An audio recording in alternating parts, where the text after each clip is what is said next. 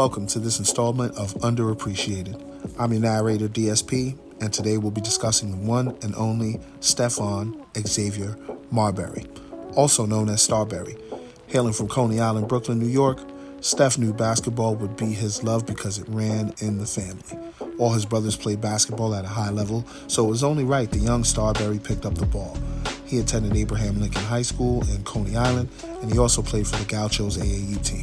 Playing at the varsity level since his freshman year, Starbury wasn't afraid of any competition. In 1995, he was named Mr. New York Basketball and was part of the McDonald's All-American class. In 1994 and 95, he would be named to the first team parade All-American team. At the time, it was right up there with the McDonald's All-American honors. As you can see, he was a complete menace at the high school level. Starbury was easily a top 5 recruit in the country. His elite play at the high school level caught the attention of Bobby Cremins of Georgia Tech. He had a void at the point guard position, and Steph was going to fill it. He would later on commit to Georgia Tech. What some of you might not know is that Steph was one of the earlier players to take advantage of the one-and-done opportunity that elite-level players had at that time. Not too many players were willing to risk being drafted in the second round, or worse, going undrafted. But Starbury was confident enough in his game and his agent to go to the pros. But before we discuss the pro career, let's talk about his short college career. Steph led G-Tech to a 24-12 record with his teammates Drew Barry and Matt Harpring. Unfortunately, they lost to the Cincinnati Bearcats in the regional semifinal game with a score of 87-70. Marbury's averages for the season were 18.9 points per game and 4.5 assists per game. Those averages got him the honors of ACC Rookie of the Year, First Team All-ACC, and Third Team All-American by the Associated Press. And of course, following the season, he declared himself eligible for the NBA draft. After being traded on draft night for Ray Allen, Starbury would find himself on the Timberwolves, teaming up with the second-year player in Kevin Garnett. They were able to lead the Wolves to the playoffs in 97 and 98. During the lockout season, Starbury demanded a trade from the team. There was so much speculation as to why he wanted to be traded. Narratives were even created that he was jealous of KG's payday. No matter what it was, he eventually ended up on the New Jersey Nets roster. Before being traded, he did earn all-rookie team honors. At this point of his career, this is where we see Steph's best statistical output as an NBA player. On the Nets, he recorded his highest scoring average at 23 points per game and matches his highest assist average at 8.1 assists per game. This is when the league took notice and made him a reserve in the 2001 All-Star Game, possibly the last exciting All-Star Game, where he hit 2 clutch three-pointers for the Eastern Conference team who came back to win this game. He also scored 50 points against the Lakers during that run as well. The only lowlight during that run is the New Jersey Nets never made the playoffs during his tenure.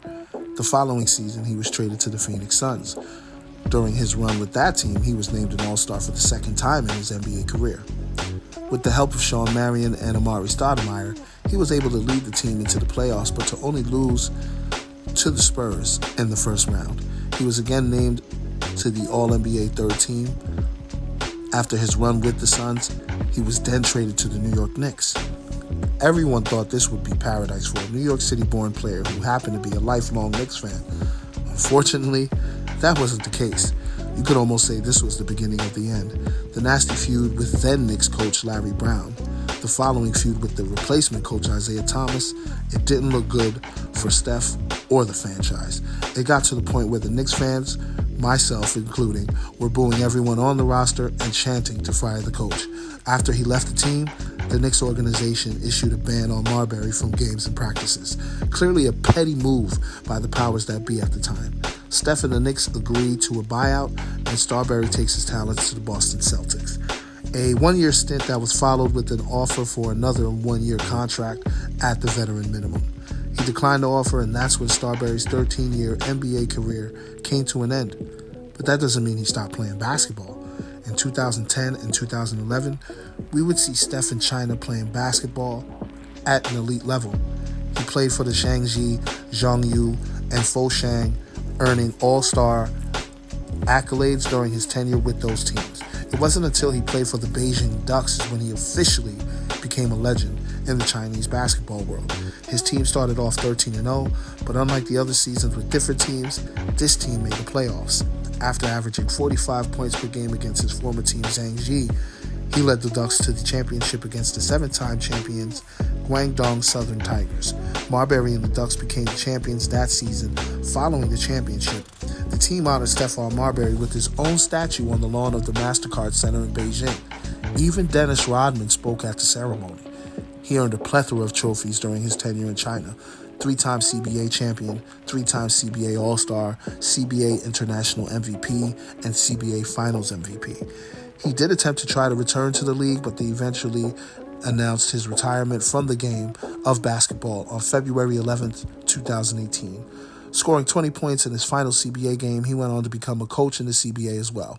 His career averages for the NBA are as follows: 19.3 points per game, 3 rebounds per game, 7.6 assists per game, 1.2 steals per game, and his splits for the NBA are 43.3% from the field, 32.5% from 3, and 78.4% from the free throw line. As a proud New Yorker, being able to witness Stephon Marbury's entire career was amazing.